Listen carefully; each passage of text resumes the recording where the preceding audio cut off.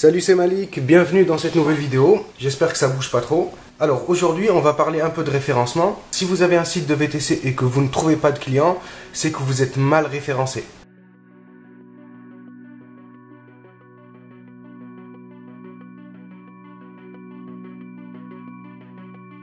Un site, ou plutôt avoir un site pour faire joli, ça ne sert absolument à rien. Un site, c'est un outil de travail. C'est un outil de travail extraordinaire à condition qu'il soit bien fait et à condition qu'il soit bien référencé. Et c'est ce qu'on va voir aujourd'hui dans cette vidéo. Mais juste avant, je voudrais encore une fois remercier toutes les personnes qui ont suivi la formation. Vous êtes très nombreux à avoir commencé le programme que j'ai lancé mardi dernier. Je tenais vraiment à remercier tout le monde parce que ça fait très plaisir, c'est très encourageant et surtout que ça fait plaisir parce que le but, mon but et le but de cette formation, c'est de vous aider, de vous apporter beaucoup de conseils. Je sais que certains d'entre vous sont nuls en informatique, beaucoup pensent que c'est pas fait pour eux, que c'est compliqué, alors que c'est pas du tout le cas.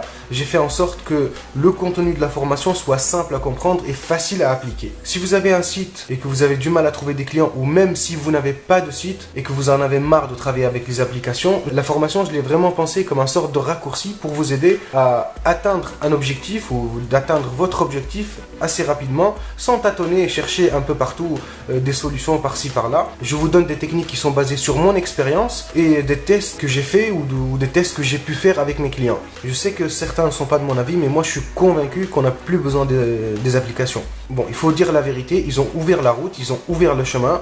Aujourd'hui, il n'a jamais été aussi facile de prendre un VTC, ça n'a jamais été aussi cool de prendre un VTC, ça n'a jamais été aussi à la mode de prendre un VTC, et c'est un peu grâce à eux. Mais voilà, dans l'état actuel des choses, les applications, côté chauffeur, ça pue un peu. Dans le sens où voilà, les chauffeurs ne sont plus du tout leur priorité.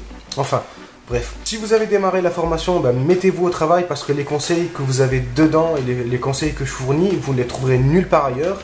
Et si vous n'avez pas encore commencé la formation, elle est toujours en ligne, elle est toujours disponible. Vous pouvez le faire dès maintenant. Je vous ai mis un lien en bas de la vidéo pour la découvrir.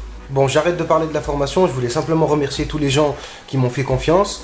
Et on va s'attaquer au référencement et je vais vous expliquer quelques notions que vous avez besoin de comprendre si vous avez envie de faire du référencement. On va faire un petit dessin. Là, on va dire que c'est votre site qui vous génère de l'argent. Sinon, quel intérêt d'avoir un site? Ici, on va avoir un premier truc que moi j'appelle les facteurs internes. C'est quoi les facteurs internes? C'est tous les éléments qui sont présents sur votre site qui vont faire en sorte que vous êtes bien référencé. Donc la première des choses, ça va être, je vais prendre une autre couleur, ça va être vos textes. Des textes bien optimisés et qui doivent absolument être en relation avec votre activité. Ensuite, on a les mots-clés. C'est ce qui permet de cibler vos clients et c'est ce qui permet d'être présent sur les moteurs de recherche. Quand par exemple quelqu'un il va taper VTC Paris ou VTC Toulouse, si vous avez ces mots-clés là qui sont dans vos textes et dans le contenu de votre site, il y a de fortes chances que vous sortiez dans les résultats de recherche. Ensuite, on a les liens internes. Ça veut dire comment les différentes pages de votre site sont reliées entre elles. Hop, comme ça. Ensuite, on a l'architecture. Moi, je vais le dessiner comme ça. L'architecture. De quelle manière est construit votre site? Combien de pages vous avez? Quelles sont les relations entre les pages, etc., etc. Et ensuite, on a les liens externes.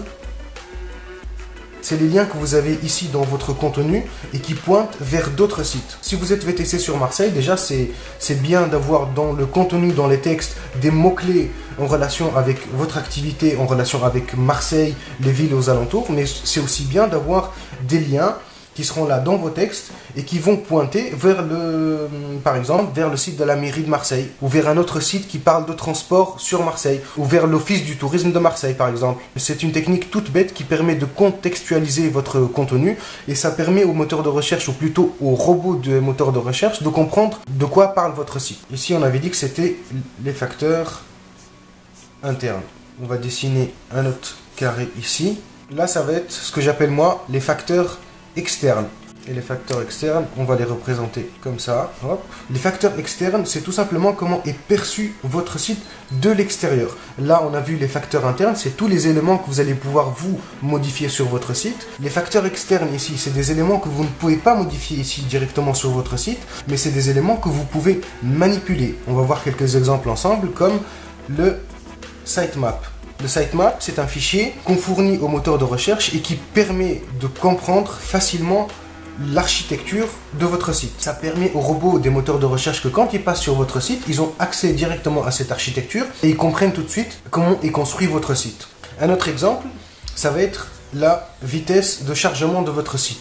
Si votre site est lent à charger, c'est pas bon pour le référencement. Si vous avez des images trop lourdes sur votre site, c'est pas bon pour le référencement, il va falloir les modifier. Si votre site est mal fait et qu'il est lent à charger et qu'il est fait par exemple avec une ancienne technologie qui est le flash, et ben c'est pas bon aussi pour votre référencement.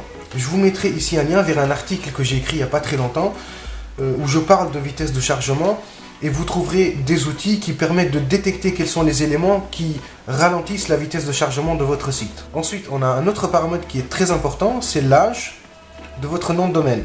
J'en ai déjà parlé dans un article où j'expliquais l'importance de l'âge d'un nom de domaine. Ce qu'il faut retenir, c'est que plus votre nom de domaine est âgé, et mieux c'est pour votre référencement. Tout simplement, les moteurs de recherche accordent beaucoup plus d'importance à un site qui a une histoire, qui a du vécu, qu'un site qui vient de sortir.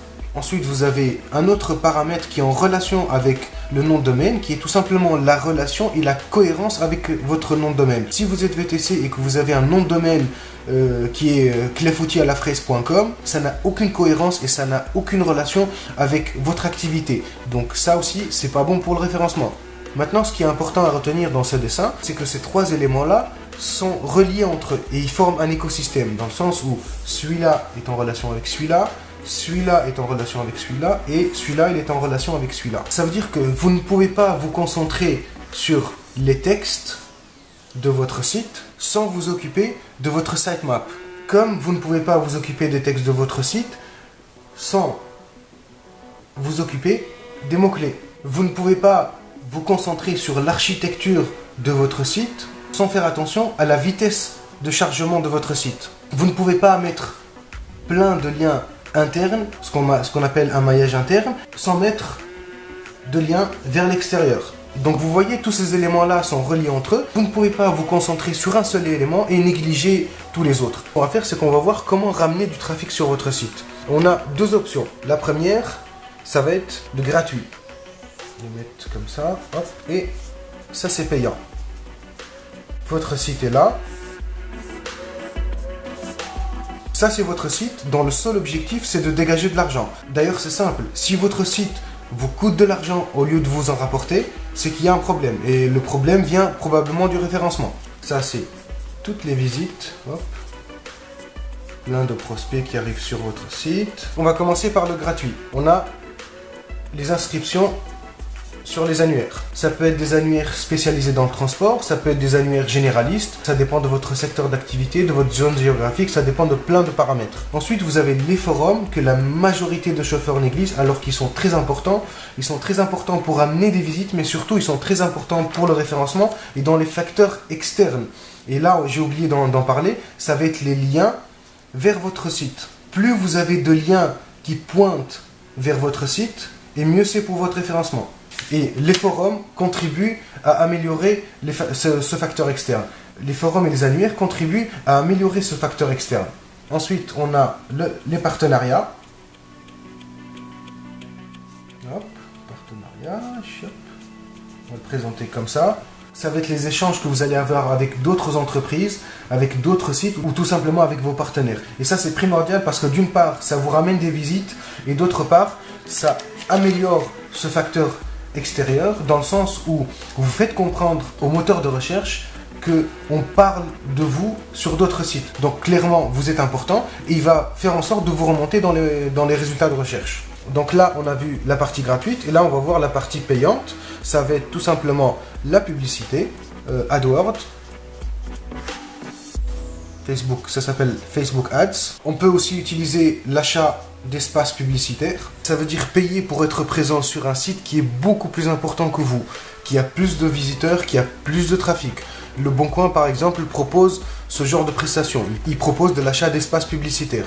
C'est très intéressant et très rentable parce que tout simplement, c'est le 3e ou le 4e site le plus visité de France. Et tous ces éléments-là sont payants, contrairement à toute cette partie-là qui est gratuite, où on a par exemple la recherche de mots-clés, ou les résultats de recherche sur Google. qui est aussi gratuite et très en relation avec les textes et les mots-clés qu'on a vus ici. Donc ce qu'il y a à retenir ici dans ce dessin, c'est la différence entre cette partie-là qui est gratuite et la partie qui est payante ici. Dans le sens où cette partie gratuite ici, moi je vais la représenter comme ça, et je vais dire que c'est du long terme. Et ça, c'est du très court terme. Ça veut dire que toute action que vous allez faire ici va durer dans le temps, indéfiniment, et va toujours vous ramener des visiteurs, va toujours vous ramener des clients, va toujours vous ramener des réservations. Contrairement à ici, au payant, tant que vous payez, vous aurez des réservations, vous aurez des clients, vous aurez des visiteurs, mais à partir du moment où vous arrêtez de payer, vous n'existez plus. Donc voilà, c'était quelques notions à retenir sur le référencement. C'est des techniques que j'ai abordées en profondeur dans la formation. Je vais même beaucoup plus loin puisque je vous explique comment installer, comment faire pour installer un sitemap, comment rédiger des textes pour qu'ils soient optimisés en utilisant des structures qui sont toutes prêtes, comment utiliser les mots-clés, comment contacter des entreprises pour faire un partenariat. Je vous donne même un modèle de texte à recopier et à envoyer et plein d'autres techniques. Je vous dis à tout de suite dans les vidéos si vous n'avez pas encore commencé. Ou sinon, on se retrouve comme d'habitude sur Facebook, YouTube, sur le blog, etc.